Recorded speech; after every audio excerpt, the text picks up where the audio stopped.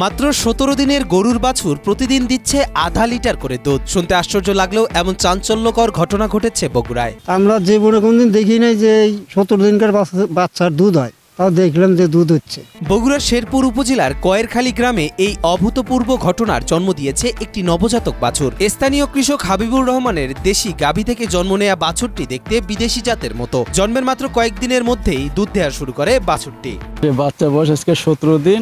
সে বাচ্চা থেকে প্রতিদিন হাফ লিটার করে দুধ দেয়।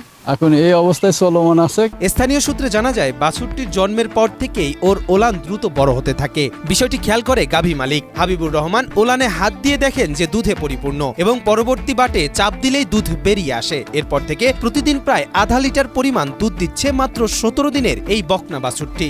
কয়েকদিন পর বাছুরের ওলান ফুলে উঠলে পরে ডাক্তার নিয়ে এসে ডাক্তার বানাইছে হাফ কেজি দুধ।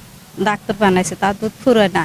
অপ্রত্যাশিত এই ঘটনায় পুরো গ্রাম জুড়ে ও আশেপাশের এলাকায় চাঞ্চল্যের সৃষ্টি হয়েছে। বাছুরটিকে এক নজর দেখতে প্রতিদিন ভিড় করছেন শত শত কৌতূহলী মানুষ। অনেকে একে আল্লাহর বিশেষ নিয়ামত বলে উল্লেখ করেছেন, আবার কেউ কেউ একে অলৌকিক ঘটনা হিসেবেও দেখছেন। জীবনে বাপ দাদাও দেখে নাই, আমরাও দেখিনি। এই 17 দিনকার বাছুরে হাফ লিটার করে দুধ হয়, এটাই জীবনে প্রথম দেখা।